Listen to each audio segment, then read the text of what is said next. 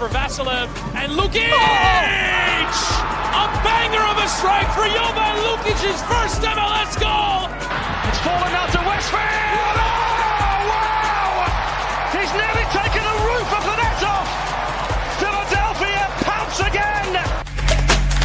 Who gets his goal on his Union debut? The record signing! Off and running in his first appearance for the club!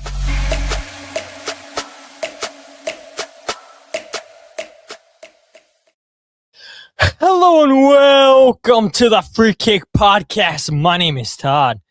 And if you guys thought we were going to talk about last night's actual game action, you're surely mistaken, because I'm sure everybody wants to talk about the antics towards the end of the game with Yannick Bright and Cavan Sullivan, Ian Frey, and Quinn Sullivan, Lionel Messi involved before all of this went down. And so I saw all the takes, or most of the takes, I should say, on social media by Union fans, by Inter Miami fans. A lot of different opinions, which, look, let's face it, you probably always expected that. But the one thing that maybe is a little bit of a surprise, a lot of fans around MLS, a lot of people that don't really watch MLS are coming to the defense of the Sullivan brothers, saying that their actions were 100% warranted against Ian Frey, against Yannick Bright. And so, obviously, we'll go ahead and talk about all of that. No Jose Nunez on the show tonight, so just riding solo before we have Evan joining us. Evan's going to join us for tonight's show. He'll join us on Sunday when we review the Austin FC match, which, by the way, I don't know if you guys saw it, but that game has got pushed back until 9 p.m. Eastern Standard Time on Saturday. The game's played in Austin, not Subaru Park. The game is being delayed, pushed back, because it's supposed to be 104 this weekend in Austin. Very, very hot, very, very humid. And so I would imagine trying to let the sun go down, let the humidity, let the heat try to cool off. So that game has been pushed back until 9 p.m. Eastern Standard Time this Saturday. But yeah, we have a lot to talk about in tonight's show. And I had made a post on social media saying, do we do a live call-in show? Do we not do a live call-in show? I've had a couple people say, yeah, do a live call-in show. If I wasn't at work, I would call in. Some people said, yeah, I'm going on lunch break just so I can call in for the show. So we will open up the call line for you guys to call in, give your thoughts on last night's game, whatever you guys want to talk about in regards to what happened last night with the antics off the ball. You guys want to give your thoughts on how the Union looked against Inter Miami. Feel free to call into the show. You guys know to hit me up on Twitter, Instagram. You can hit us up on Instagram at Free Kick Pod. Hit me up on Twitter at It's a Todd's Life, at Free Kick Pod on Twitter. I'll give you guys the link to the show description, or to call into the show. If you hit me up on social media, I can also put it on the live chat in the comment section on YouTube. So anybody that wants to call into the show at any point on YouTube, let me know in the comment section, and I'll drop the link to that show. But I guess before we go and talk about last night's game properly, there was a bit of news to talk about. And when I mean a bit of news, I mean just one little tidbit, which does have to do with last night's game. But we'll go ahead and talk about that briefly, and then we can go ahead and talk about last night's game. But with that said, let's get straight into the news.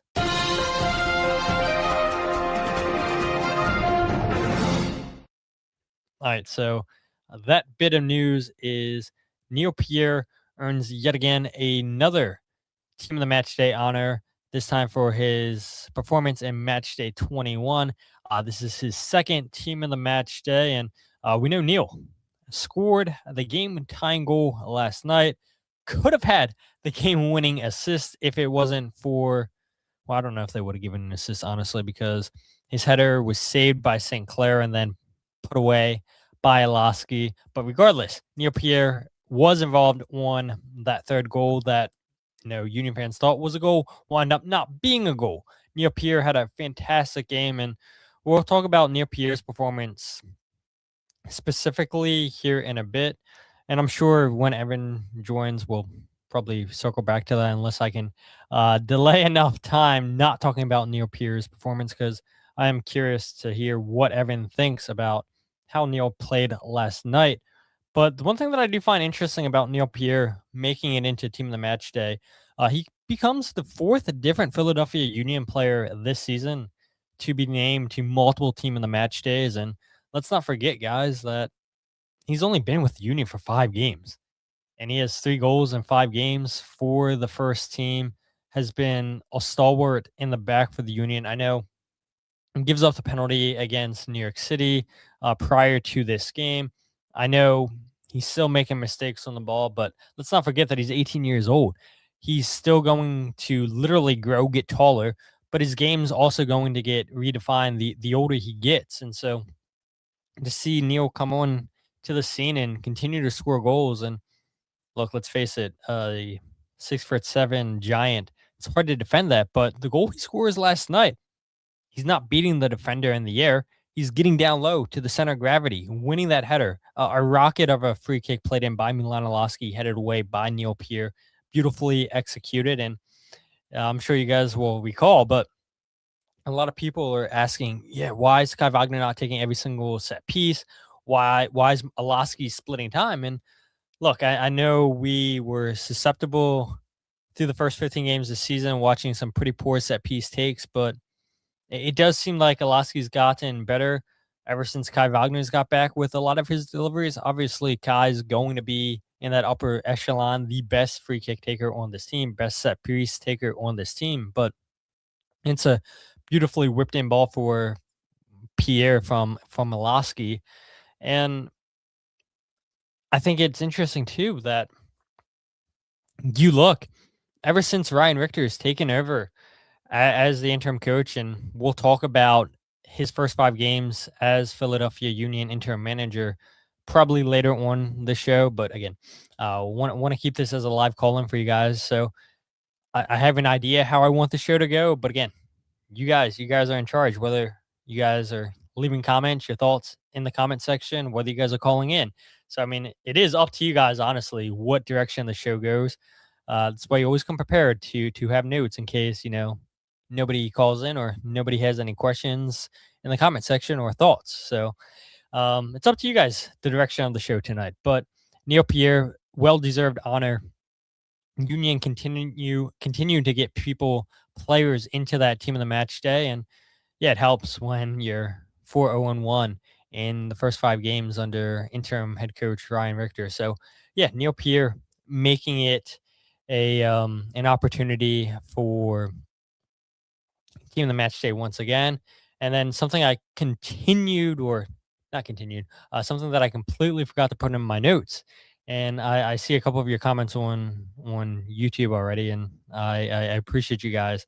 That is Mark McKenzie, reportedly on his way to the Philadelphia Union in January. And maybe it's something that Evan and I talk about on Sunday more in depth. Maybe he joins the show and we're still talking about Mark McKenzie. But Mark McKenzie, when he joins the Union, he's 27 years old, so he'll be coming back to the Union in his prime. And let's not forget, when the Union sold Mark to Genk in Belgium, the Union sold him for $6 million. And eventually he left Genk and joined Toulouse and Ligue 1 in France. And Tom Bogert reports that Mark's coming back to the Union in January for $2.5 million, will be a designated player.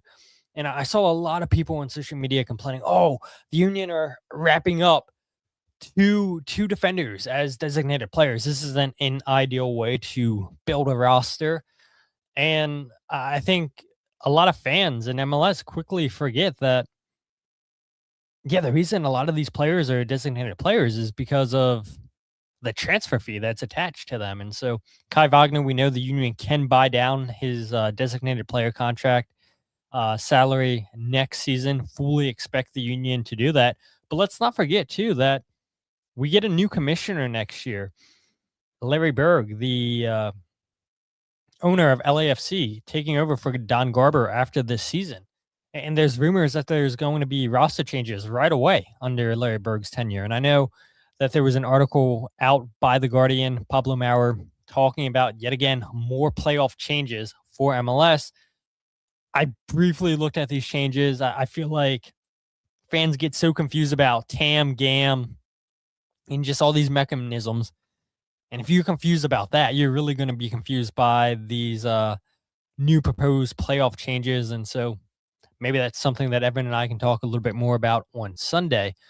But the point is, I fully expect there to be a lot of changes next year in MLS. And so for people to say, oh, wow, the Union are using 2 out of the 3 designated player spots on defenders, that's not an ideal way to build your roster. Let's not forget that these current roster rules that we have may not be in play at the start of the sprint season next year. And so I think this is a great move for the Union to bring back Mark McKenzie. Who knows if Neil Pierre will still be here at the start of the season. But yeah, this was a bombshell. I don't think anybody was expecting Mark McKenzie to come back. We know that he was vital for the Union in 2021. They won the Supporters Shield. And as much as Union fans would have wanted to have him back for the rest of the season, look, I think they're fine with Pierre back there. Nathan Harriel is holding his own. We see him obviously defend Messi 1v1 very well last night towards the end of the game. I know that play was eventually ruled for offsides.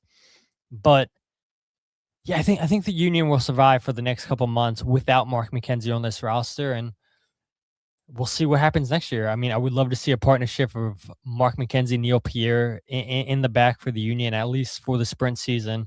But if Pierre continues to play the way he does, I don't know if Neil Pierre is still here at the start of the sprint season next year. But Evan joining us now. Evan just got done watching the University of Maryland Terrapins take on the Pittsburgh Panthers. Last I checked, it was 2-1, and then I came to do the show. I don't know if the score ended 2-1 in favor of Maryland, Evan. But yeah, thank you. Your second cap for the club, and couldn't be more excited to have you back. Yeah, what's up, Todd? Thank you for having me back on. It's always a pleasure. And yeah, just to confirm, that is final score: Maryland 2, Pitt 1. And just for our Union Academy fans and our Union 2 fans, Henry Bernstein had 2 assists in that game, so he was the man of the match for my money. If you're a Union fan trying to get back into college soccer, today was the first day of the men's season, which is always a fun time of year. I have my Pitt men's club soccer retro jersey on right now. Maryland's a fun team to watch. Yeah, I know you got your Terrapins on. They're a great team if you want to follow your Union Academy guys. So yeah, shout out to Henry, man. What a game. What a performance. What about your boy, Tall? Chipped Laurent Mack. I mean, that was a great goal, but I think overall, like, his play in that game was so encouraging because I feel like Pitt haven't had like an out and out striker for like a couple seasons now. And he was such a threat the whole game. So I'm excited to see him play going forward. Yeah, college soccer starting back up. Couldn't be more excited for that. And more soccer is never a bad thing, Evan. And I know, look, keeping it local, St. Joe's, you have Alex Smith, the Sullivan twins, Declan and Ronan, going to be at St. Joe's. I know Kyle and Jillian Almany recently had Alex Smith and Ronan on the podcast, along with Coach Tim. And so, phenomenal interview by them. I can leave a link in the show description for people who want to check out maybe what St. Joe's has going on this season. Big hopes for them, hoping to get back into the NCAA tournament, I believe for the first time since 1972. That's their aim. But yeah, college soccer, I couldn't be more excited for that to start back up. But we were talking about, Evan, before we talk about last night's game specifically, about Mark McKenzie reportedly heading back to the Philadelphia Union in January for a reported fee of $2.5 million, making him a designated player. We saw all the people on social media complaining how the Union are going to have 2 defenders as DPs. I was explaining how Kai Wagner more than likely gets brought down, but then the roster rule changes probably won't be the same that they are right now next season with new commissioner Larry Berg coming back into the fold. Right. So I understand that it's not a flashy $20 million striker, right? But I would worry less about the roster spots for what Todd just said, Todd's reasoning, given that Kai Wagner is buy down eligible. Bruno Damiani actually is also buy down eligible.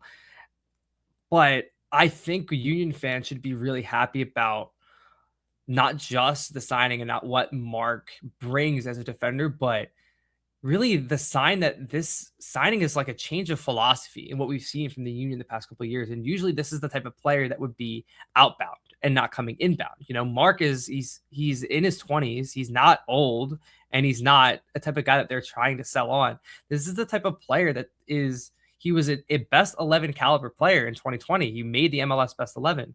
And this is the type of player he's at the point in his career where the Union can lock him down for multiple years. And it's not like some of the 2020 Brendan Aronson seasons that we've had in the past, and even Mark McKenzie back then, where, okay, yeah, he's having a good year, but he's probably going to leave soon. Well, Mark McKenzie's the type of guy that he could play for the Union for the next 5+ years at his age.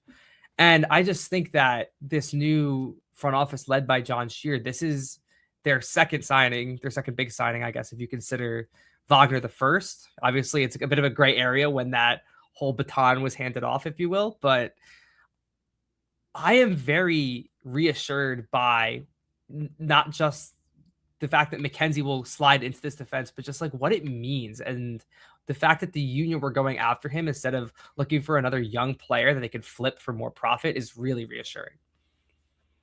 Yeah, I agree. And I saw some people saying, oh, the Union should have went back for Paxton Aronson instead of him going to Colorado. And I don't know if the Union would have paid the fee that Colorado wound up paying to bring in Paxton Aronson. Paxton's making over $2 million. And I don't even know if the Union would have paid Paxton Aronson that much to come and be a designated player.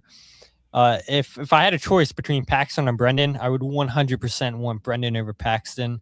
But I know that's not happening, or at least not for the time being, as Brendan Aronson, I saw right before I came on, signed a new 3-year deal with Leeds United, absolutely killing it in preseason with Leeds, well-deserved contract extension. But yeah, it was, it's crazy seeing this report by Tom Burgard. I forget when this week, maybe Monday, Tuesday, definitely before the Inter Miami game. And what a bombshell by Tom Burgard with Mark McKenzie coming back to the Union. Again, we have a lot of time to talk about Mark McKenzie coming back to the club until January. So we can definitely give our thoughts on that later. I see a lot of comments. I haven't looked at them yet. I haven't read them all because I say we'll open up the show for a call in. We'll give it the link to people on the show if on YouTube if they want to call in. Tony, he called in a few episodes ago, and I know he's on his lunch break, and so we'll go ahead and hear from Tony, his thoughts on last night's Philadelphia Union into Miami game, anything he wants to talk about. And again, I encourage you guys to call into the show after Tony, give your thoughts on last night's game, whether it be the antics, whether it be the overall atmosphere, the overall game. We'd love to have you guys participate with us. But Tony, thank you once again for calling into the show. I know it's a little bit different. No Jose Nunez tonight, but I think Evan's a fine fill-in for Jose. But how you doing on this fine evening, Tony? I'm doing good. Can you guys hear me good? Yes. Awesome. So, yeah, I do want to say I believe I was your first ever call-in guest. So I think I've got a perfect 2-0 record right now. No big deal. But, yeah, I just wanted to, I mean, that game last night, man, obviously it sucks. We don't have Cavan for the next game. We didn't put the game away. We could have won it.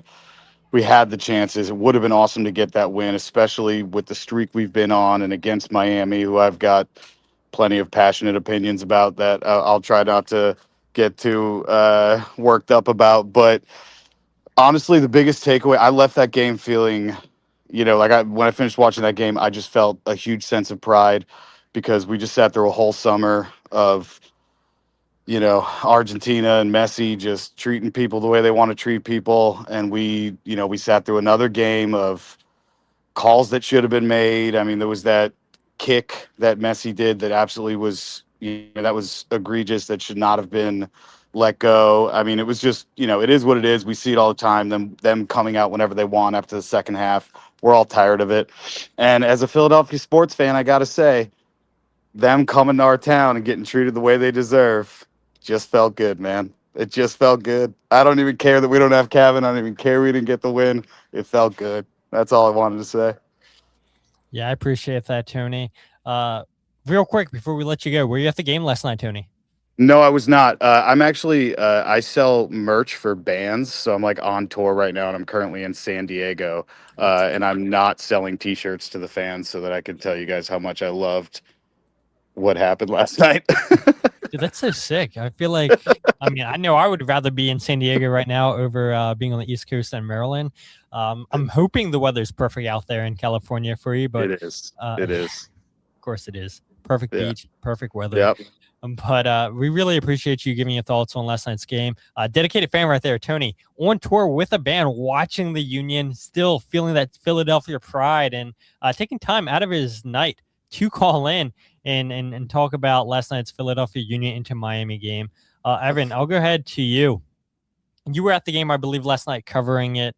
Yes. A lot of great points there that Tony brings up, the pride, and that is one thing that I saw a lot of people on social media say, that they were so proud of Cavan standing up for his brother Quinn Sullivan. So excited to see that fighting spirit between not only the Sullivan brothers but the Philadelphia Union players as a whole. We'll talk about the antics here, I feel like, in a bit. Okay. But your just overall thoughts on the atmosphere of the game last night.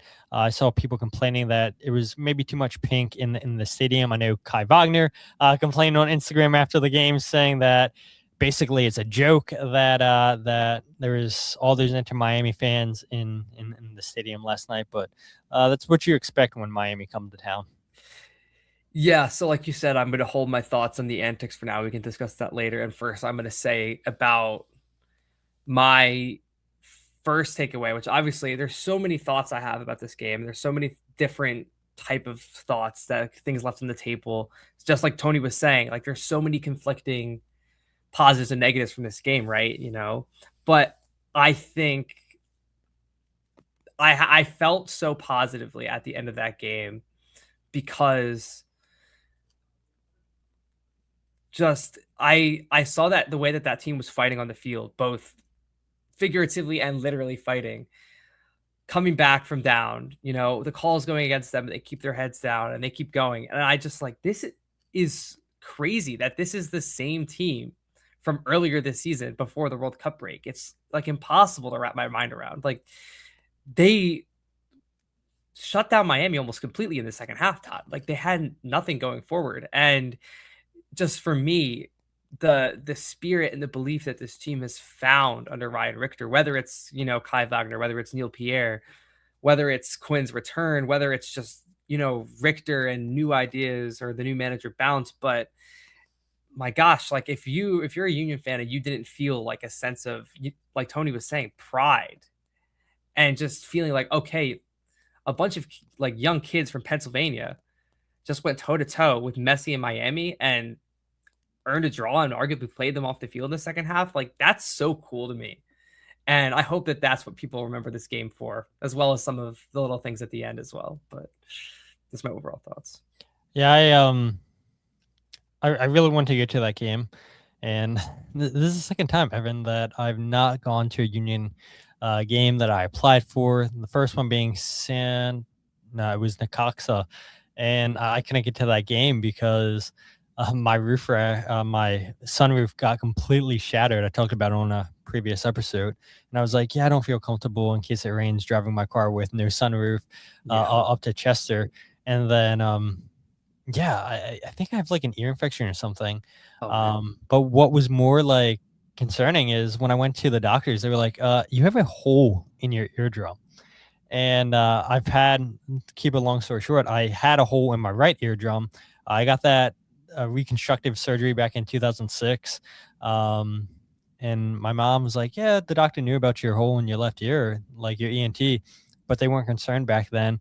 And I didn't think anything of it until this doctor's like, yeah, I would go get it checked out and everything. So I was like, oh, great. Well, this is like the worst possible news you want to hear. My hearing in my left ear felt all muffly, and it was not fun. My ear feels better today, but I have an ENT appointment on Tuesday. Hope no surgery because that was not fun from what I can remember back in 6th grade. So My felt gosh. so bad that I had to text Nico and them and be like, yeah, sorry, I can't go to the game again tonight. And wanted to go to that game so bad because those games are just the last game I remember. I think Messi came in 20. Nah, it wasn't 2023. So I can help you out here. First of all, Yeah, thank you. dude, we're washed up here. What's going on? I got surgery coming up. You got potential surgery coming up, dude. What's going on with us, man? What happened? We're old. Well, I'm older than you, Evan. Like, you shouldn't have to get ACL surgery at, what are you, 23, 24? 24, yeah. we don't have to go there, but Messi was here last summer, 25. It was a 3-3 draw. Andy Rick was in net. And 24, I believe 24 Leagues Cup, and that was the 4-1 game. And I believe maybe it was 23, and I know he missed a game in between there somewhere. Yeah, we the point I was going to make is, like, I remember the last time Messi came to town and hearing all the fans boo him, and I was like, wow, I sort of expected that, but then not really, because you see all the pink walking into the stadium and you know they're going to have a big cheer as soon as Messi and Busquets and Alba come out onto the field. Obviously, when Messi gets announced, a lot of cheers, but a lot of boos took over that. I know I had the video somewhere on my phone. I was shocked by that. I was like, dang, the boos are drowning out Messi's name. And so it was like, you know, Messi's one of the greatest players of all time, but it's still, like, to see Philly fans, they don't care if you're the greatest of all time or not. They're going to let you know you're in Philly, and they're going to let you hear it. And I know Messi's heard stuff like that all throughout his career and everything, but as Tony said, yeah, it does bring a little bit sense of pride, even though I'm not from Philadelphia. I'm not from Pennsylvania. It is nice to see the fans live up to the moment, even if to Kai Wagner's liking, disappointed seeing too much pink in the stadium. Vince, I do see your question there. How can we call in? I'll leave a link to the show description on YouTube here in a second. I'll get you in for sure. But specifically, before we talk about Inter Miami's attack antics and all the stuff between Yannick Bright and Cavan Sullivan, a couple things I wanted to point out. Give your thoughts. Feel free to chime in.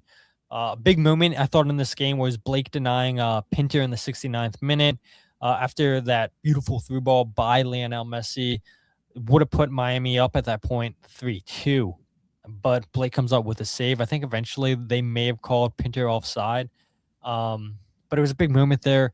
Obviously, you had the big moment with Nathan Harriel beautifully 1v1ing Lionel Messi, gets played in by Casemiro, was eventually ruled for offside, but that's why you're taught to play until the whistle blows. And it was a really big moment seeing Nate rise to the challenge. And I've always thought that he's been one of the Union's best 1v1 defenders throughout his time as a Union player. I don't know how you feel about that, Evan, but yeah, it was good to see Nate shine in that moment. And I know he had a couple other moments on the night too where he stood tall defensively, which is kind of insane. A right back playing as a center back, and his versatility, I think, should get him another look at some point in the men's national team. I think it's going to be difficult as a right back with Alex Freeman. I fully expect Frankie Westfield to eventually get call-ups with the national team. But maybe Pochettino will give him a run as a center back. Maybe Poch would want to try and experiment with three in the back. I mean, you have plenty of time to experiment with stuff. I know Pochettino gave Nathan Harriel his debut with the first team, so he's familiar with the player. And I thought last night, big game for Nate, big game for Neil Pierre. Yeah.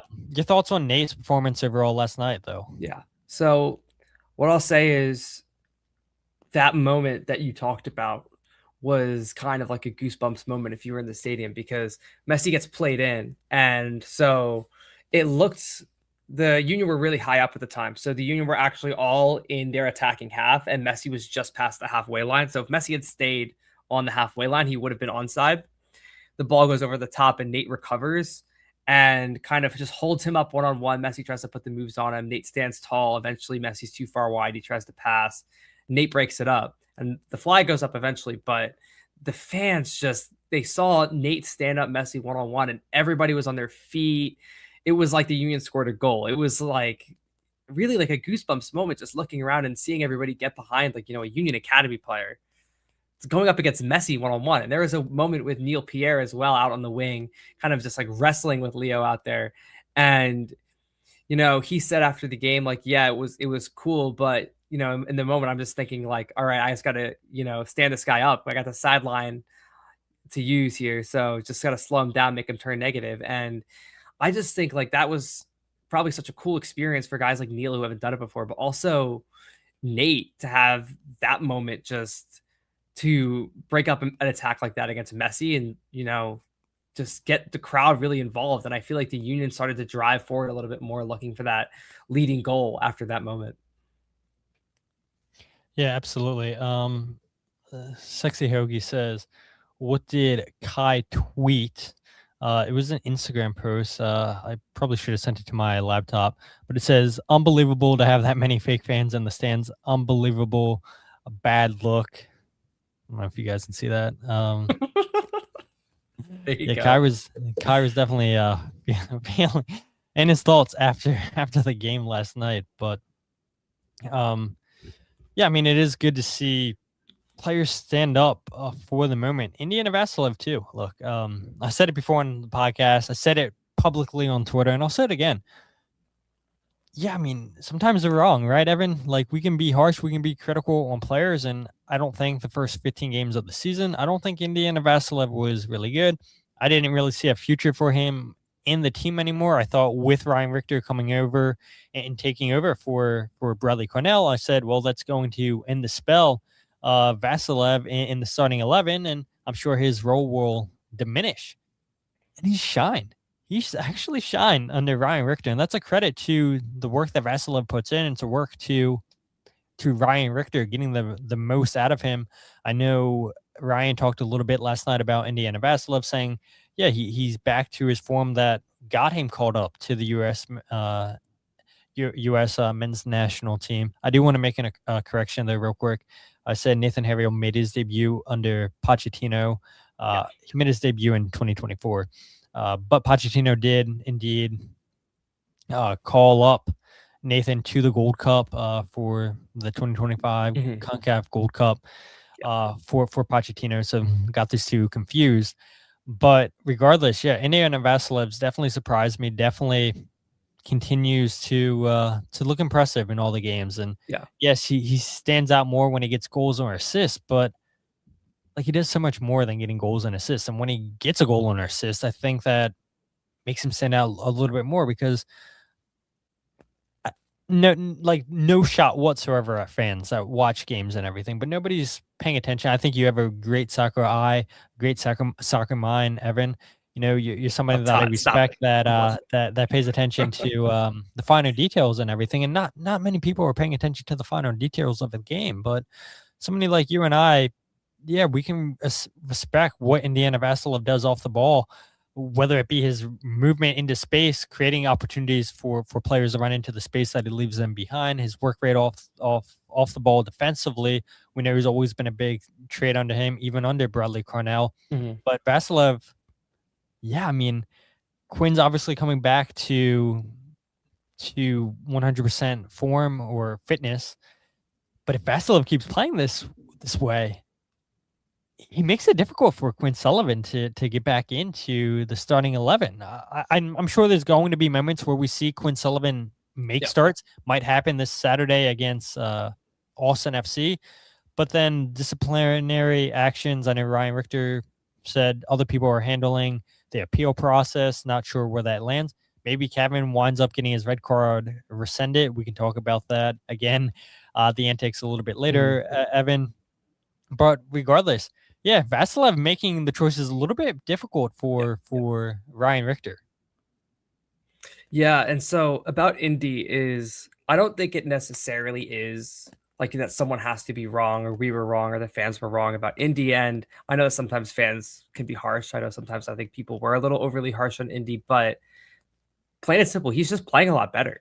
And he really has turned it around under Ryan Richter. And I got the chance to talk to Indy after the match, and I asked him, like, how has your role changed at all? And how is like the instructions that the coach gives you, how has that changed since Ryan took over? Because his performances have really stepped it up. And he kind of said The instructions specifically haven't really changed a ton, but a new coaching staff brings new energy, and I think the team has just been kind of galvanized by Ryan Richter, and whether that's, just the new manager bounce, or if that's, the motivation that Richter gives them to go out there and fight for their teammates, I'm not sure. But either way, even off the score sheet, if Indy doesn't get a goal, his overall play, his build-up play is cleaner. I can tell you that the Leagues Cup game against the Cox, that first goal, he's huge in that goal.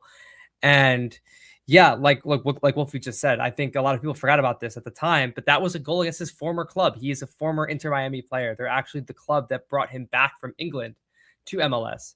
And that was an emotional one for him as well. So well done, Indy. Really, obviously, he's a really hardworking player. So when everything else clicks, it's hard to take him out of the team. And when it comes to, again, whether there's competition for the starting 11, I do think that the Union are best off if they kind of rotate through their lineup a little bit in the next couple of games. There's been a bunch of matches in a row through the Leagues Cup. I know they had the chance to rotate that third match, but even then, 3 MLS games in, I think, a week coming up. So that's pretty tough.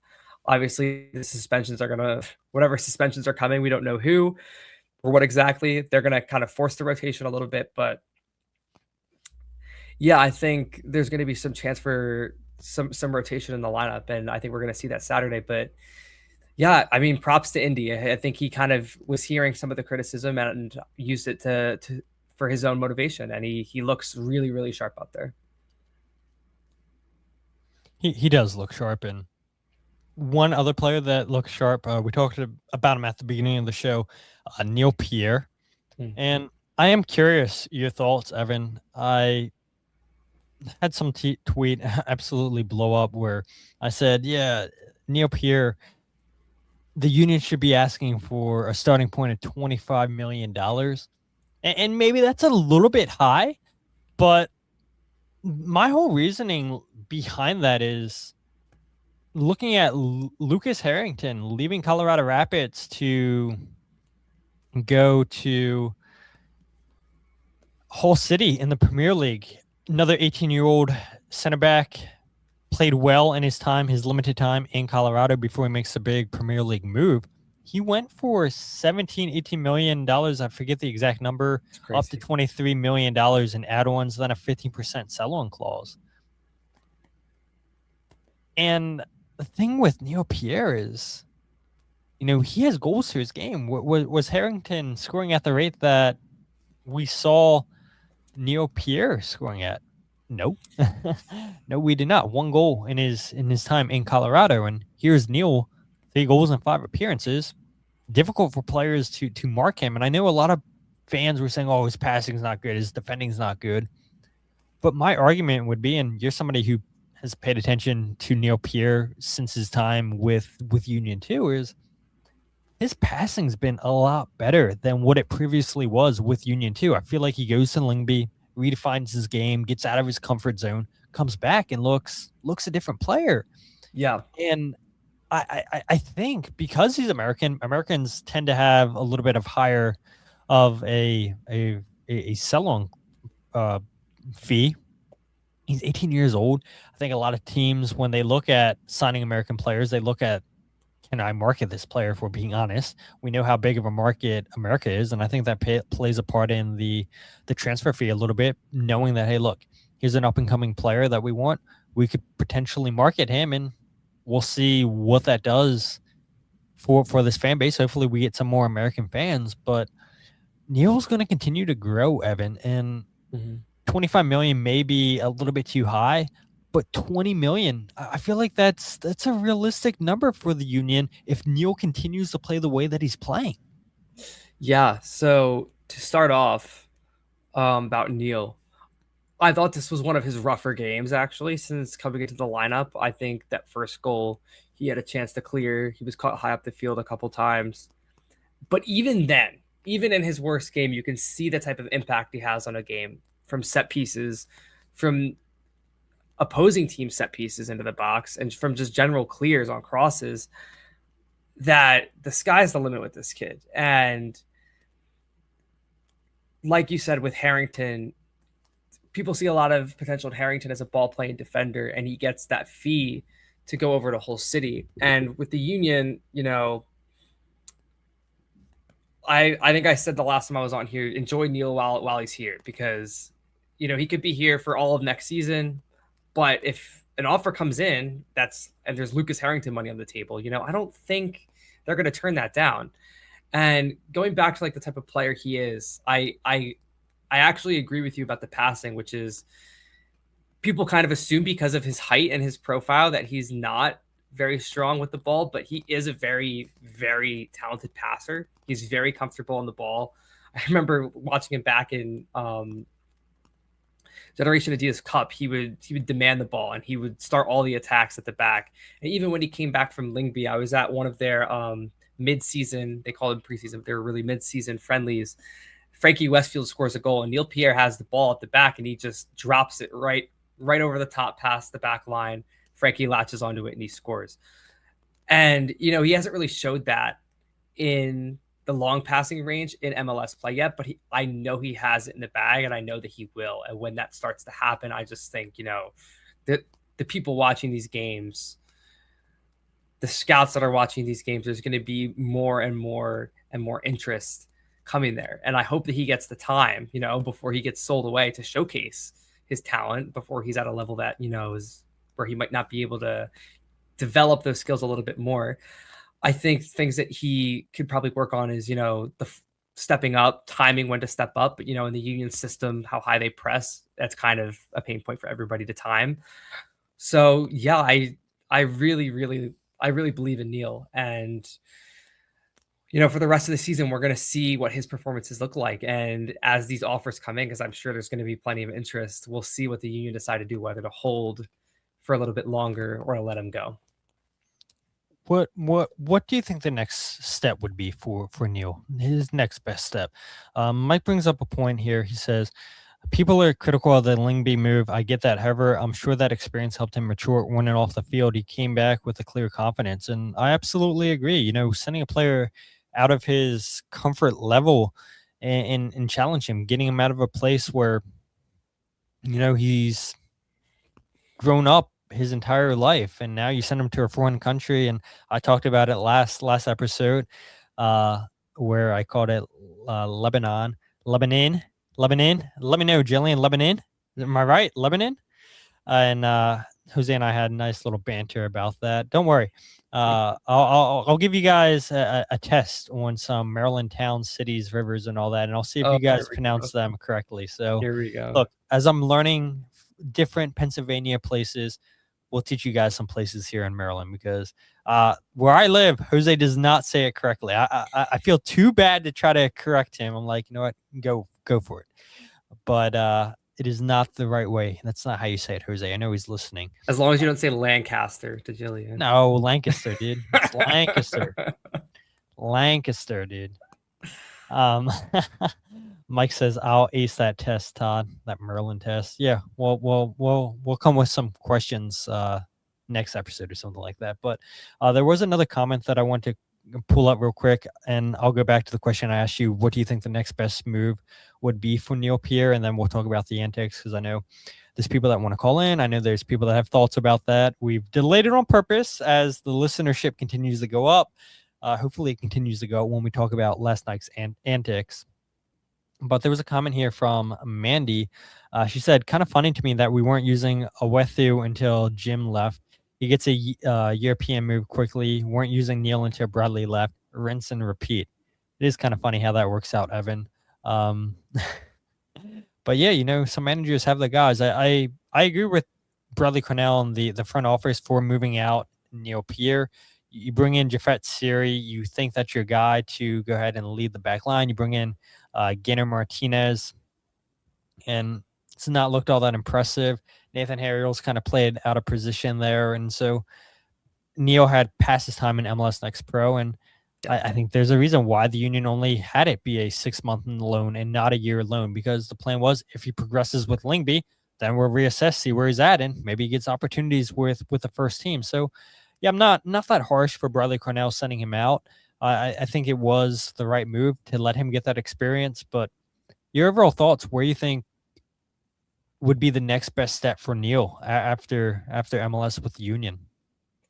Yeah, so I think in terms of like the timing of the loan, I think it made sense for this for the purpose of, you want to get the kid in the starting lineup, you want to get him regular game minutes. And if I believe the thought process originally was you have McKenzie on one side of center back and you want a guy with a little bit more experience on the other side. And that was Jacob Glez's. It became Jaffet Seri. That was the idea. Hasn't really worked out that way for Jaffet this season.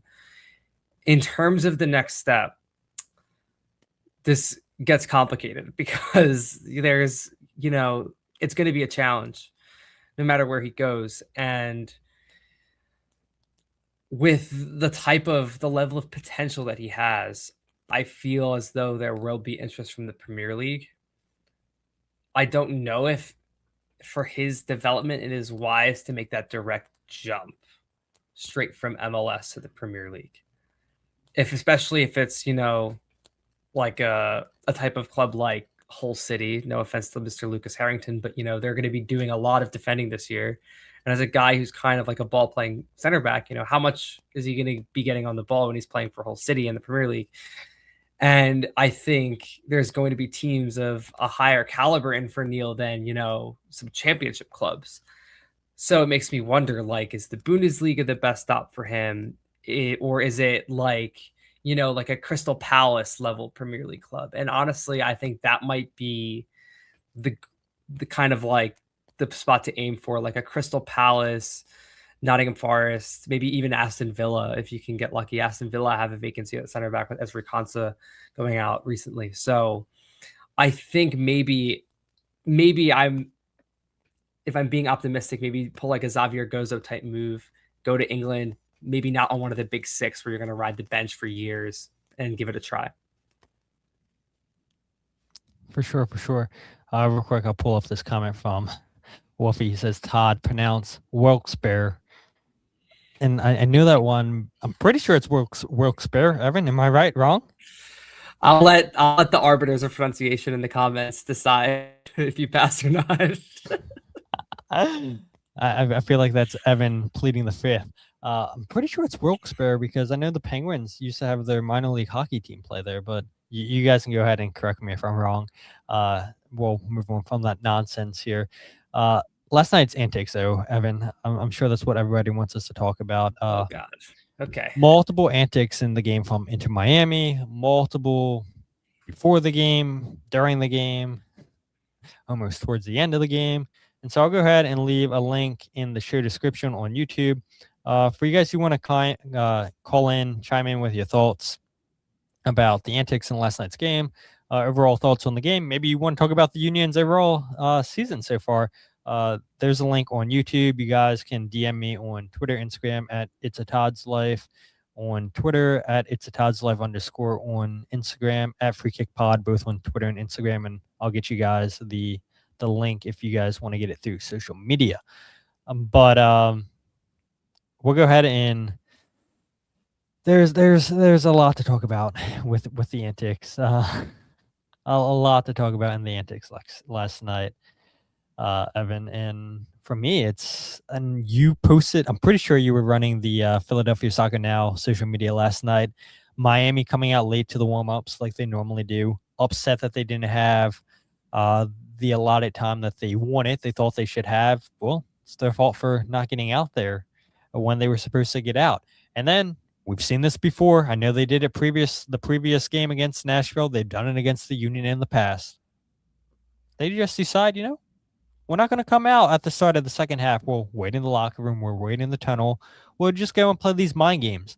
And that's just typical Inter Miami. It's typical of this team ever since Lionel Messi has joined with his team. And I feel like their antics just get worse and worse. And fans are pretty much just fed up with it at this point. Yeah, Messi's a phenomenal player, one of the greatest of all times. But yeah, when you result in just these little pity childish games, yeah, people can only take so much. Yeah. And my 2 cents on this, obviously it's really cool to see, Messi play in Philly, Messi play for Miami, the players that have come with that, the Casemiros, the Suarez, the Albas.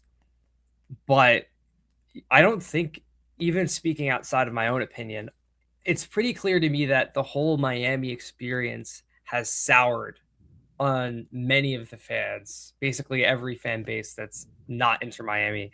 And, mostly because people could say, oh, Philly fans were just upset they didn't win the game. Yeah, but this is not anywhere close to an isolated incident. And it's not even just recently either, because you have this game where there's chaos happening, there's fighting after the whistle, there's coming out late at halftime.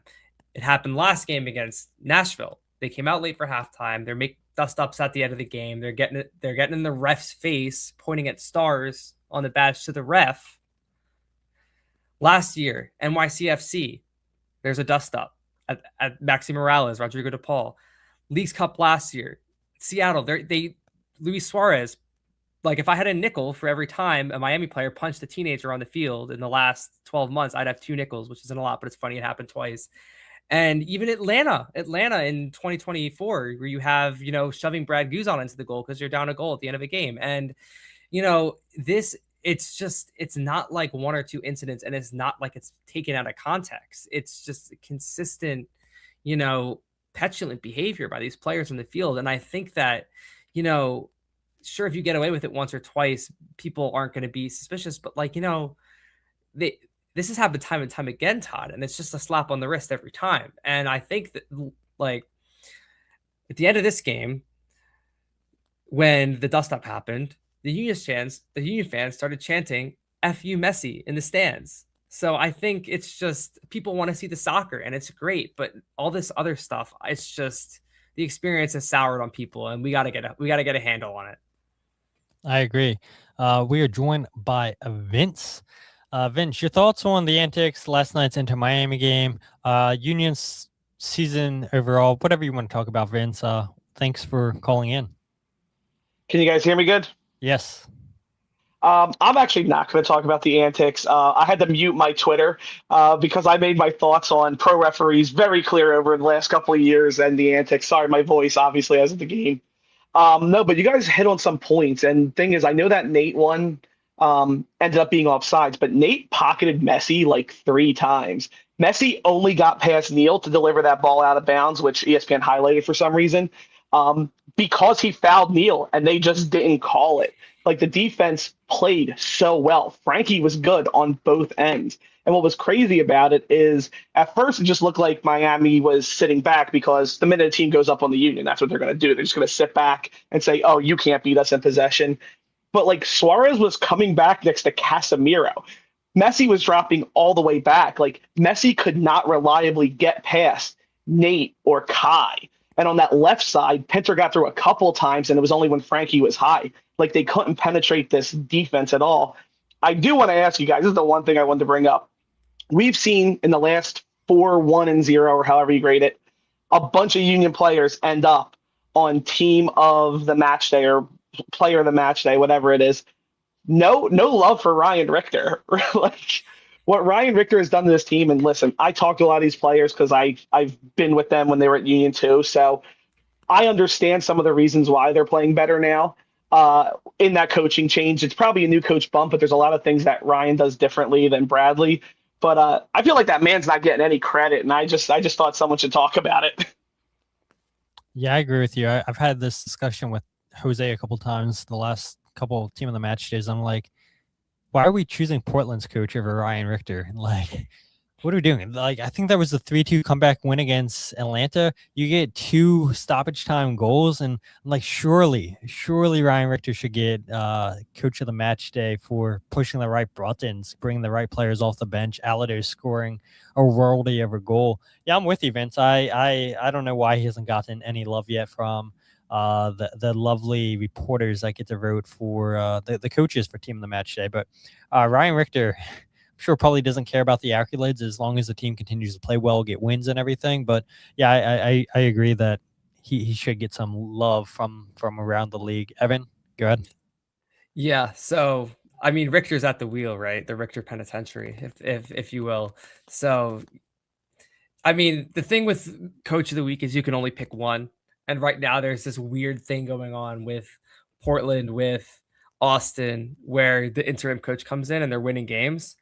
I think with Ryan, like Wolfie says, he doesn't seem like he's bothered right now. He's focused. And, the people around the Union, the people like me that are covering the local game like Todd, we've only had positive things to say and we don't even have to ask Ryan because we can see it on the field that the players are with him and that the players are, they feel the support from him.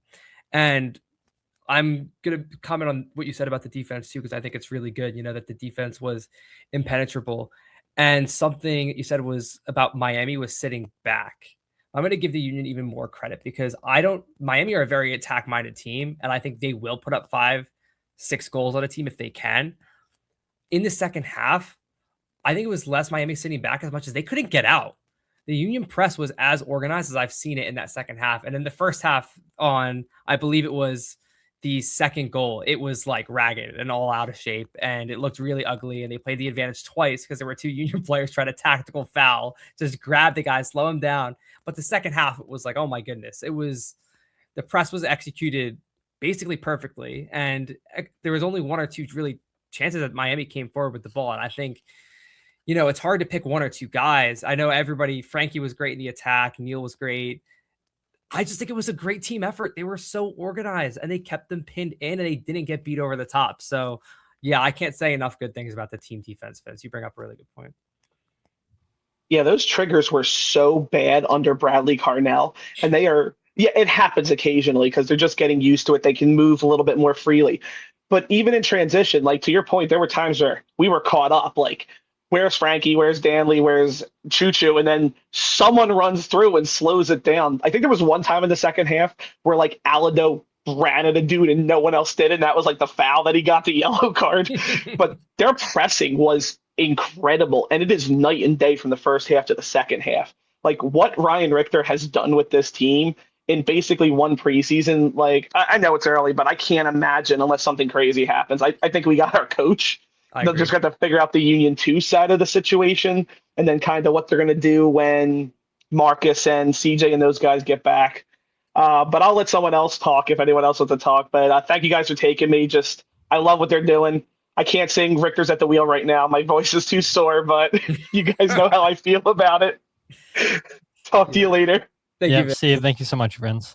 Yeah, and one thing I'll point out about the defense, I was pretty impressed with the mid block that the Union played pretty much the whole game, right? And one thing that Ryan Richter had talked about, I think even before the Union played a game under his tenure, is the Union were just pressing, and we got to figure out moments when to press, when not to press, and it's okay to have certain moments with the players having the ball and everything as long as their shape's intact. And we saw that for majority of the game last night, and I think that's a big credit to what Ryan Richter and his staff have come in here and changed things a little bit. And I think a big part of that, like I said, was the Union, and they don't always play it, but playing a mid block against Miami. And you're right, Evan, 1, maybe 2 chances at most in the second half from Miami. They couldn't get out of their own half. It was just a constant pressure by the Union, which let's go ahead and talk about it, and we can get back talking about the antics because I know there's a lot to talk about with it. And it's the missed opportunities last night from the Union where, a draw against Inter Miami with Messi is something we haven't seen with this team that often. I know last year they probably should have beat Miami at home, and they give up a late equalizing goal, and they get a 3-3 draw.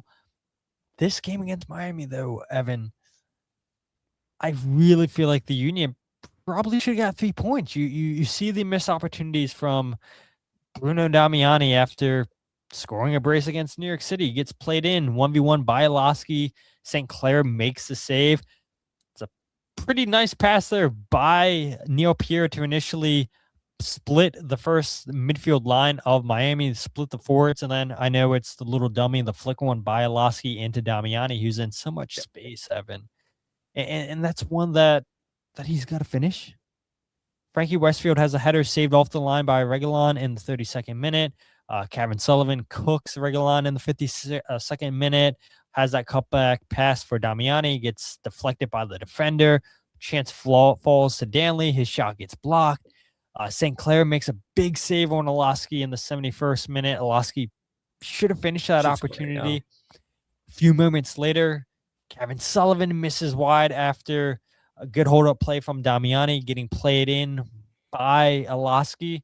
A lot of opportunities in this game for the Union. There was a comment here earlier from John. He says, our XG versus actual goal is really starting to bother me. And I had no clue somebody was going to bring this up. I actually had it in my notes for tonight's show, Evan. And I know Jose is not a huge fan of XG, and XG I know doesn't tell the whole story. Union have essentially 3 XG. They scored 2 goals last night compared to Inter Miami's 1.7, and they scored 2 goals. But I think when you look at it, I mentioned the missed chances from Olaski, from Damiani. Damiani had an XG of 0.46 of expected goals last night. Olaski, 0.52. Those are high chances. 2 big moments. And I feel like they were kind of letdowns that we didn't see either one of those players put their chances in the back of the net last night. Yeah, so it's like I said, so many thoughts about this game. Very bittersweet feeling, things to be proud of, but also like, oh man, it was right there. Like Damiani had a couple of really good chances. Every single set piece the Union took looked threatening, except a couple corners, but it was really right there for them between a couple of Damiani chances. The Olaski chance, I know some people said, maybe he could have squared it. Personally, from where he was, I like a shot there. That's a shot that Milan Olaski will tell you he needs to finish. And, he was great in that game. He had 5 chances created, 2 big chances created, and he scores a goal that gets chalked off. And then the one that's onside, he doesn't score. You're a little unlucky, but also, the finishing issues. We could say, Milan got unlucky in this game, but outside of Milan, we haven't seen them go in for Damiani. We haven't seen them go in for Auda this season. And, we were hoping that maybe the couple goals that Bruno scored, at New York City could kind of get him back on track. But, I'm not really sure. Both those were really on a plate for him. It wasn't, he's putting it past a net with no Matt Freeze in it. And I was really looking forward to, seeing can Bruno keep it going. And, he had his chances. They're just not going in. And, it's hard to say this considering that the club just broke their record transfer fee twice in the last 2 seasons for these 2 strikers. But I'm like, man, if they had a guy that was confident up there next to Milan Olaski, where would this team be right now, Todd?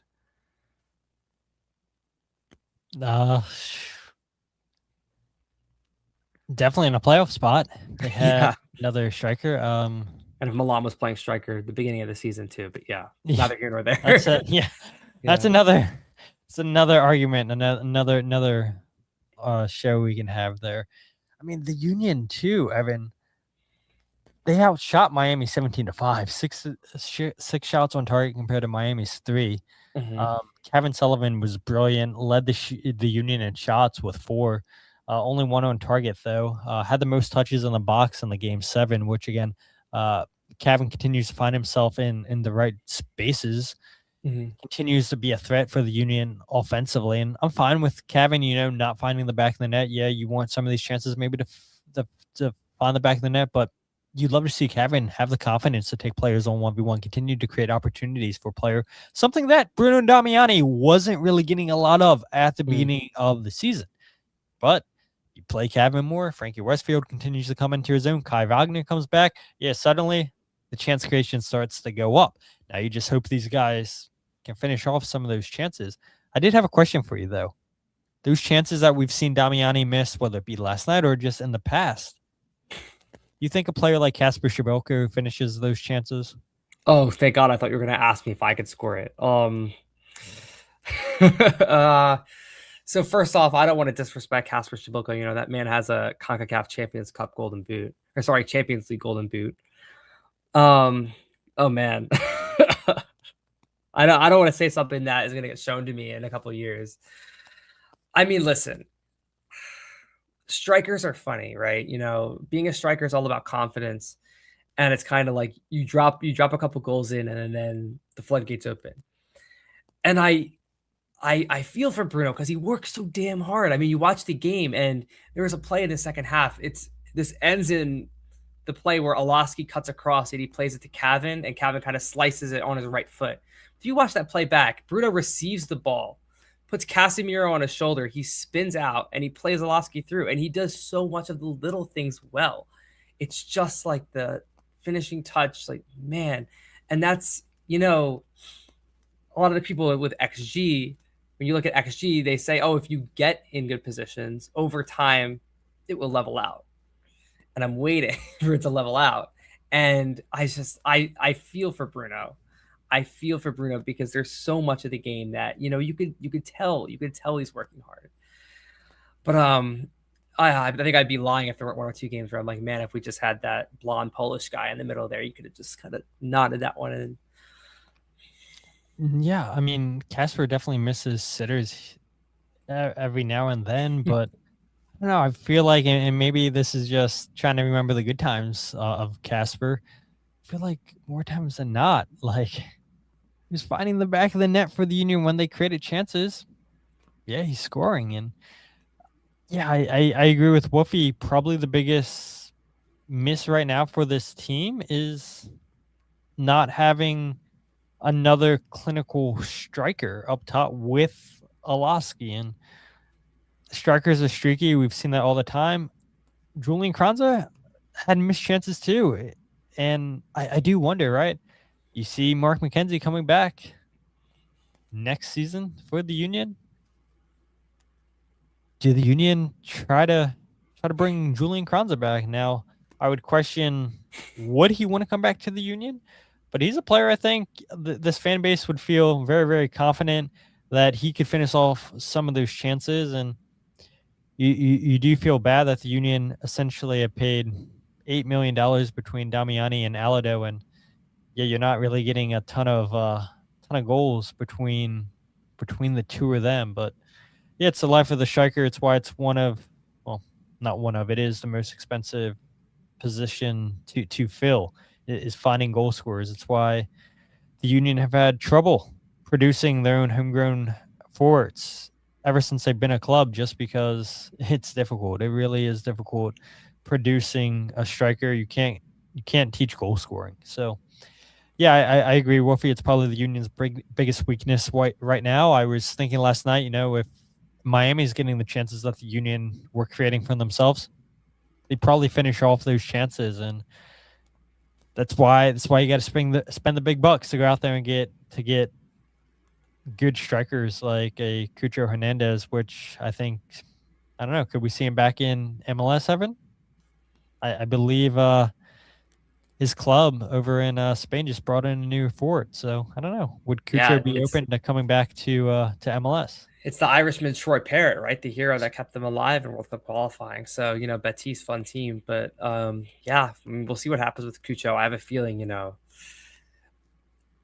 I don't think he's ready to come back to MLS. I think, he had a solid enough World Cup when he got on the field. He was playing really well. I think there will be plenty of interest for him from Spain and honestly from England as well.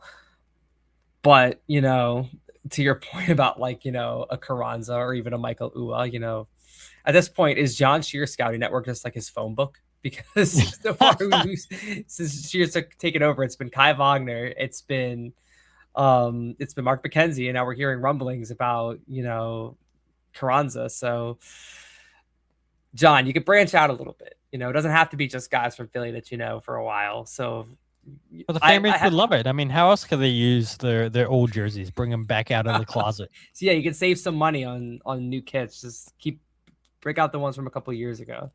There you go.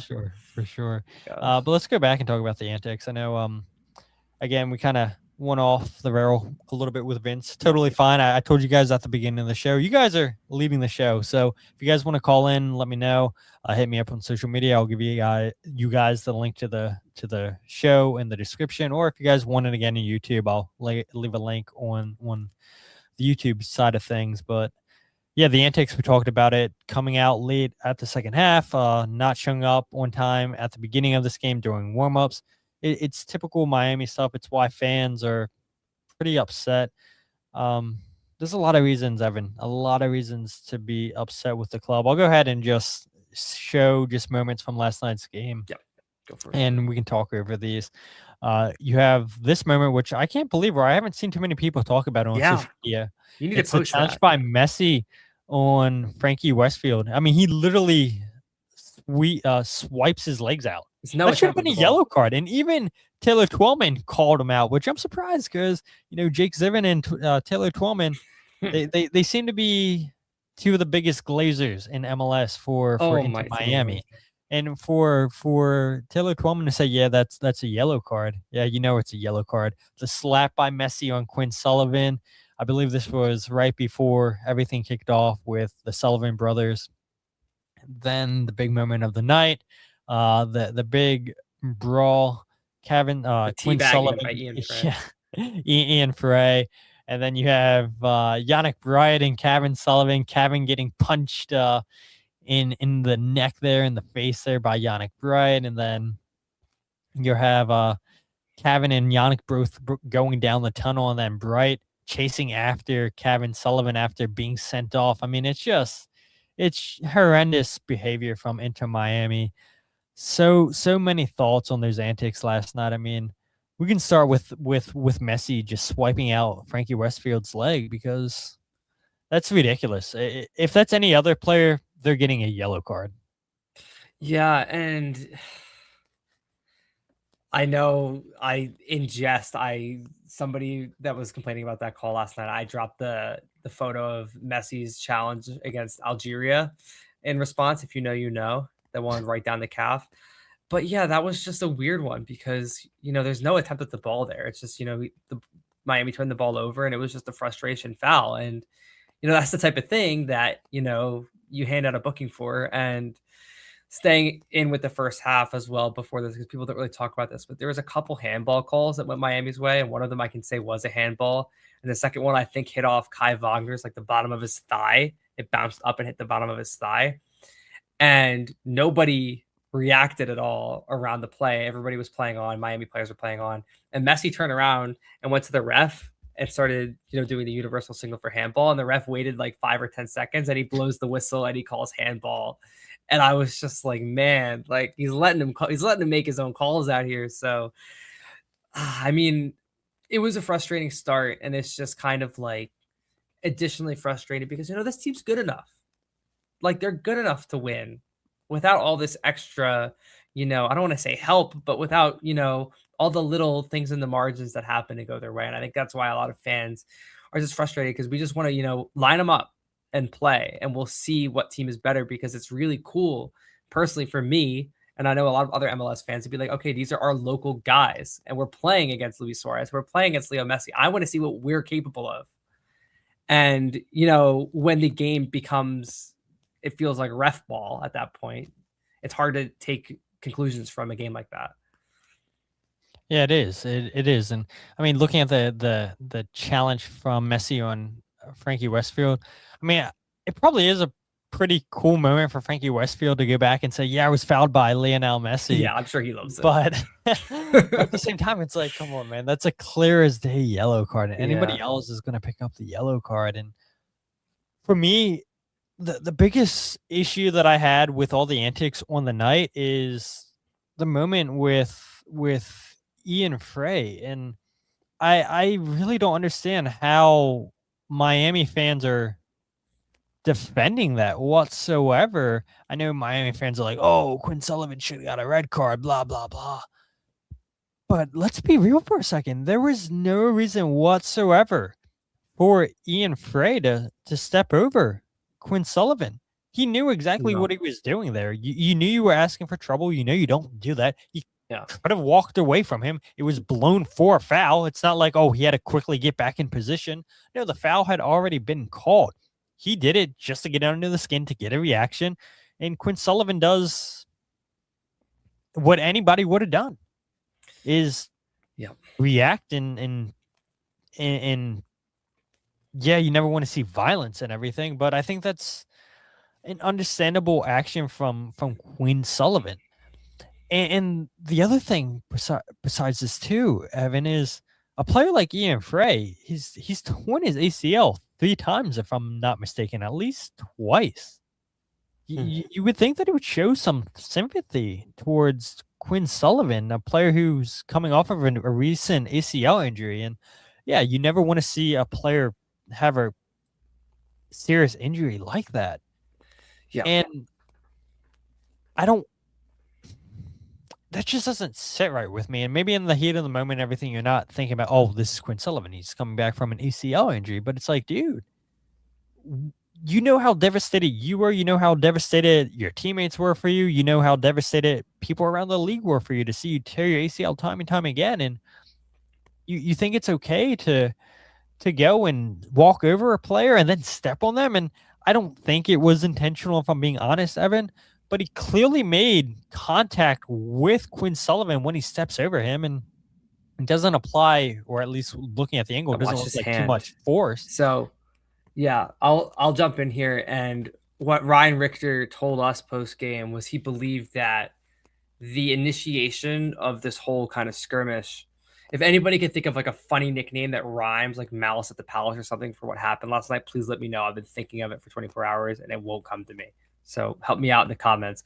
But what Ryan Richter told us was Ian Frey had grabbed the head or hair of Quinn Sullivan and pulled it towards his midsection, if you will. We'll say midsection. And what Ryan told us was, he said, yeah, I think that's a natural reaction for, anybody who was going through something like that. And it's, a lack of respect from Ian Frey. And that was kind of identified by Richter and also the other players that I talked to. I know Milanolowski pointed out the slap that I didn't see happen. I saw Quinn yelling to the ref about something, but the players had kind of said, yeah, this all started when Ian Frey stepped over Quinn, grabbed his head and kind of pulled it towards his area, if you will. And yeah, that's what it all kicked off. And I do want to make a quick apology to my followers. I referred to what Quinn pulled out as a pile driver. I was informed it's actually more of a spine buster, if I'm correct. I'm a soccer expert. I'm not a wrestling expert. So help me out all you can. And yeah, Ryan also made a comment, about Yannick Bright and his punch on Cavan. He also believed that because Cavan had hands on the jersey and not hands around the neck or on the face of Yannick Bright, that Cavan should not have been sent off. I'm not sure if they win that appeal, just because of, the league is very against mass confrontations and players all running in, and there's going to be fines. We know there's going to be fines. I believe that tomorrow morning we're going to have decisions on that. But yeah, I think the main thing that we're taking away from this is just like, Miami, man, like let's just line it up. Let's just play soccer, like without all of the extra nonsense, all of the stepping over you, all of the, punching Kevin Sullivan in the face, the slapping you behind the play, and checking to make sure that the ref isn't looking beforehand. We don't need any of that. No, not at all. So almost an hour ago, Scott made this comment, which is crazy. He said, Cavan should not get a 1-game suspension, was right there in section 131, and he did nothing wrong but step up for a teammate who was being surrounded by Miami players. It was assaulting a minor. Am I hearing criminal investigation on Yannick Bright and coming criminal charges? Yeah, I saw some people say, yeah, if you know a police officer in the Delco area, state trooper in PA, call them and say, yeah, there was an assault on a minor. But yeah, I mean, it's these moments, Evan, if we're being honest, should have never got to this point. I thought Philip Dujic, the referee, I thought he lost control of the game pretty early on, never really had a handle on things, and things just continue to boil over. And because we're an hour and 20 minutes into the podcast, I'm not going to play any of Ryan Richter's clips from the press conference. I know you had asked about the incident, Evan, on Kevin Sullivan. I know Ryan talked about Quinn Sullivan and how, yeah, he didn't really have an issue with it. And I know that sparked some issue with Miami fans on social media.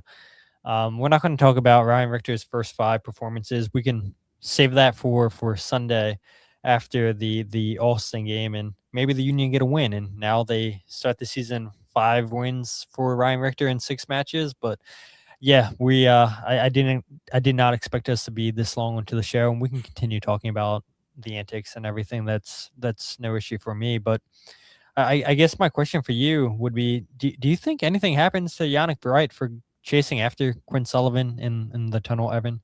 Do you think this warrants an additional suspension? I mean, he's clearly being held on by staff members. You can see them running after him.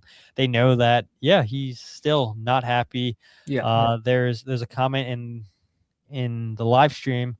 Can I find it? Says, "Did we have any reports on exactly what happened in the tunnel? We don't know what was said, what exactly transpired, other than that video, or at least I haven't seen any reports. But you get sent off, man. Just walk down the tunnel with grace." Yeah. But Yannick Bright still obviously hot, obviously heated in that moment. Yeah, so to start about what happened in the tunnel, from what you can see at the very end of that video, it looks like, so for those that haven't been back there before, you go down the tunnel and you're looking down the tunnel coming from the field. The Union locker room is right to the left, and then the Miami locker room is right to the right. So right after Cavan went down and to the left, it looked like Yannick Bright got stopped by Miami security, and my assumption is then he went back to the locker room. So we didn't catch up to Cavan. I don't think there was any fighting to happen back there unless something happened even later after that. In terms of what will happen to Yannick Bright, I think the punch alone will carry a multi-game suspension, whether it's 2 or 3 games. I don't know, which is kind of brutal because Yannick Bright is a really big piece for Miami. I know he's not as flashy, perhaps, as some of the big names that they've had, but I remember 2024 when Messi took some time out with an injury. Miami were really good without Messi. And a lot of that is because, Yannick Bright's this guy they get in the NCAA Super Draft, and he really holds it down. Not his best night last night by any means. And I think most likely what I think will happen to Yannick Bright is he'll get a multi-game suspension for the punch. And I think for running down the tunnel after Cavan, there might be an additional fine that comes with that.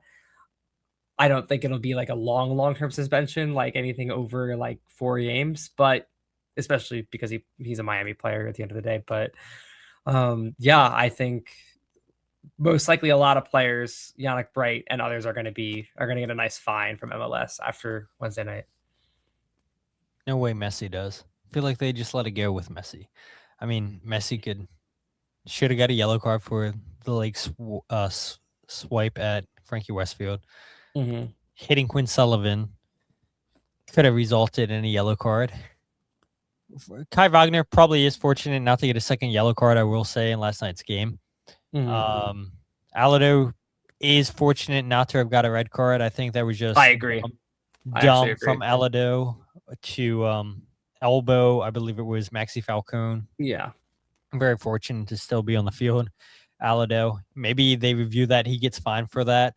There was a lot of missed things in this game. We'll see what MLS says come tomorrow morning or Friday, or at some point whenever you guys are listening to this podcast. Maybe it's already out.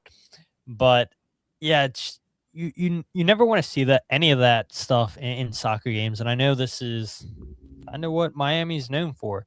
Music Dude said earlier in the show, once Messi finally leaves, do the antics finally end? Yeah, I think so. I hope so.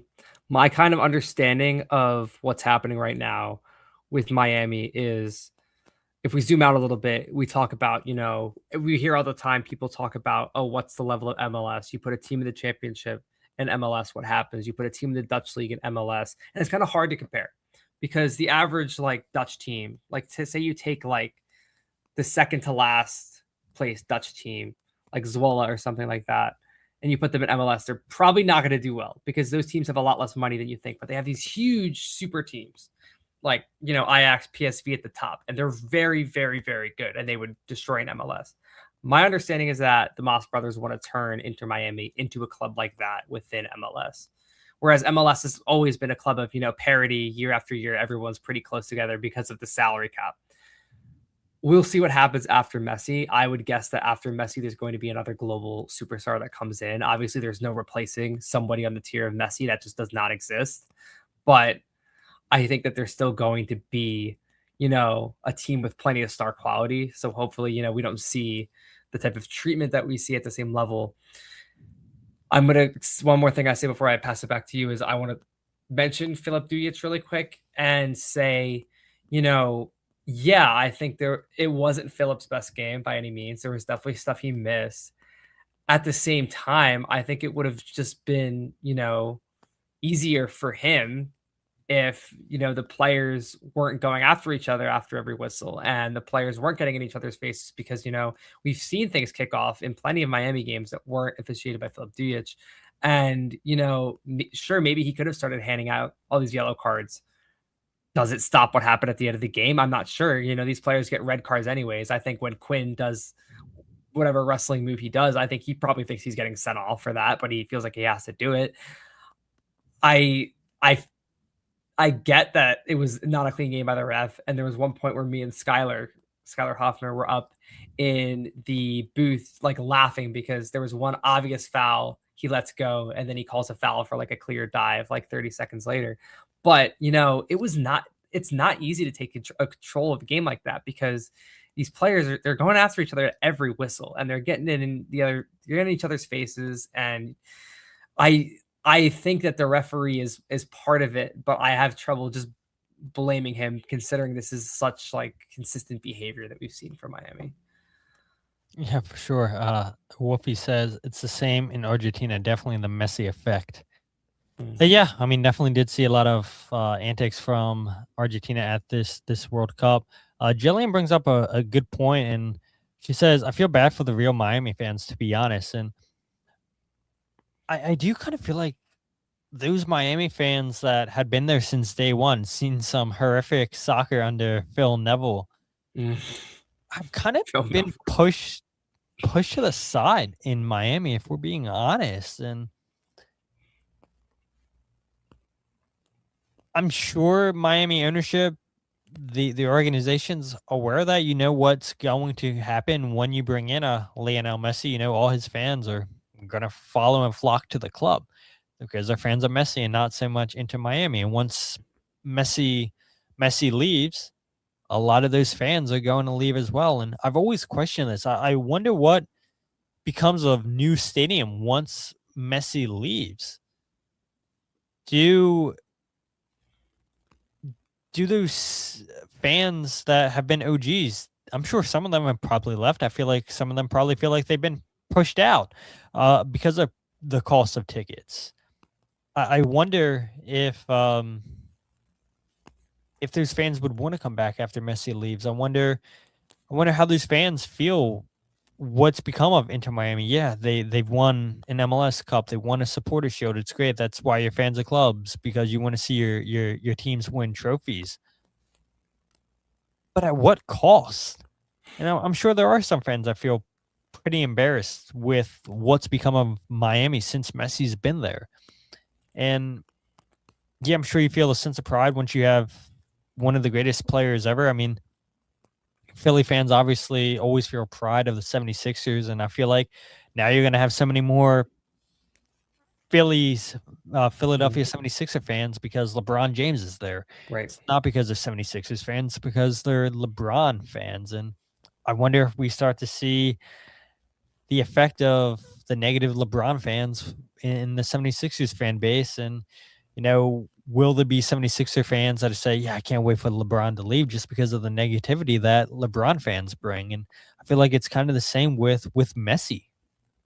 Yeah, I mean, I think that's probably going to happen. I think his star quality, it really can't be replaced. Like, there's no player you could bring in after Messi that will kind of hold the place in fans' hearts like that. In terms of the stadium, I think that there's still going to be a good enough draw, considering like new stadium is a cool stadium. It's not like huge capacity wise. So I think they'll still be able to, get a good amount of fans in there. I don't think it'll be as problematic as, some of the other MLS teams that we've seen this year in terms of attendance.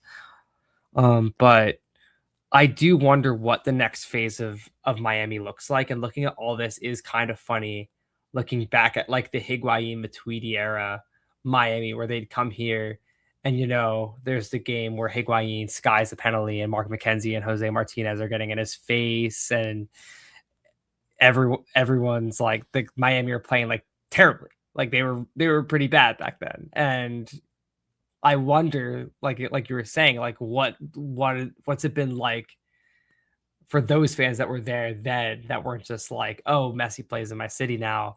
It's got to be a crazy experience. And I know I said my city. I'm sure there's plenty of Inter Miami fans that are Philadelphian that are all over the country that, they're into it because Messi's here, which I guess is fine. But, I don't really consider them to be MLS fans. They're here for the spectacle. They're here for the show.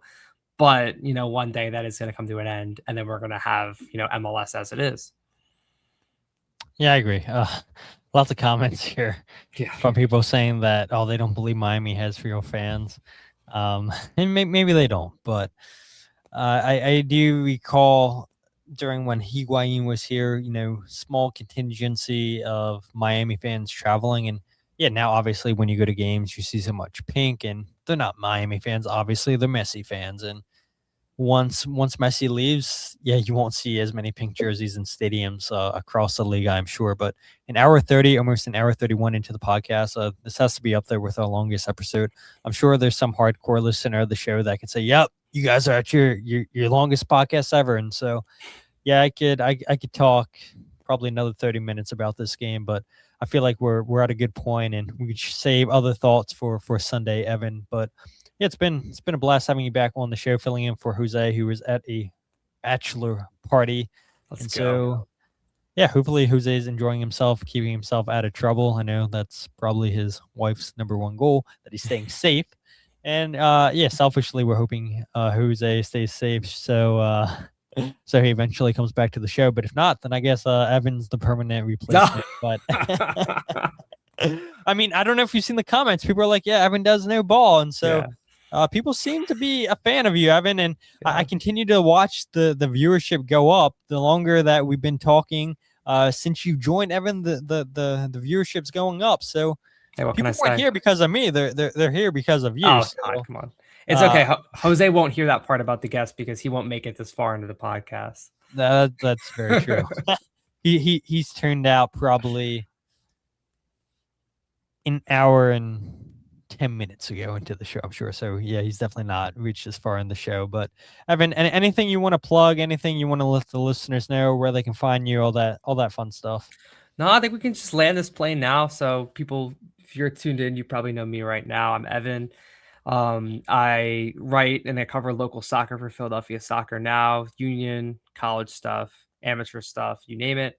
You can find me on socials at Evan Knows Ball on Twitter, Blue Sky, and TikTok, and on all other platforms. You can find us at Philadelphia Soccer Now. That's where my work will be. And Todd, thank you very much for having me on. Yes, you're very, very welcome, Evan. Can we expect your 3 takeaways from last night's game coming up? Yeah, I gotta find time to film. I feel like I've been running around all day, but yeah, I'll try to get that one out. Just go ahead and take your thoughts from this podcast, so you don't have to go and make your video. Save yourself some time. Yeah, I'll send you the video afterwards, so you can go ahead and save time for yourself. But yeah, no problem. That's what we're here for, to help people bypass their time or save time in your case. But if you guys aren't following the podcast on Twitter, Instagram, or Facebook, follow at Free Kick Pod, wherever you get your podcasts of the Free Kick. Check out the YouTube channel live, every single podcast, youtube.com/Free Kick Pod. Also find the goals breakdown video. Like Evan said, got to find time to record that. It's what sucks when you have multiple games in a week. 3 Union games in a week. It's a lot of games there. But if you guys want to check out my goals breakdown video, the articles, or the podcast all in one place, thefreekick.substack.com. Lots of kind comments from you guys all the time in the chats and private DMs. And yeah, I say it all the time, and I truly mean it. Like, this show wouldn't be what it is without you guys, the listeners. You guys obviously enjoy what Jose and I say. I don't know why, what Evan has to say, or other guests that we bring on. But yeah, we do this because, yeah, you guys deserve quality coverage of the Philadelphia Union. So we appreciate all the support you guys constantly give us. We appreciate you guys being here for an hour, 35 minutes. You guys are a whole bunch of sickos, but yeah, we all love Major League Soccer, or maybe you don't love Major League Soccer. Maybe you just love the Philadelphia Union and you sort of love us. And yeah, we love you guys too. But with that said, my name is Todd, and this is the Free Kick Podcast.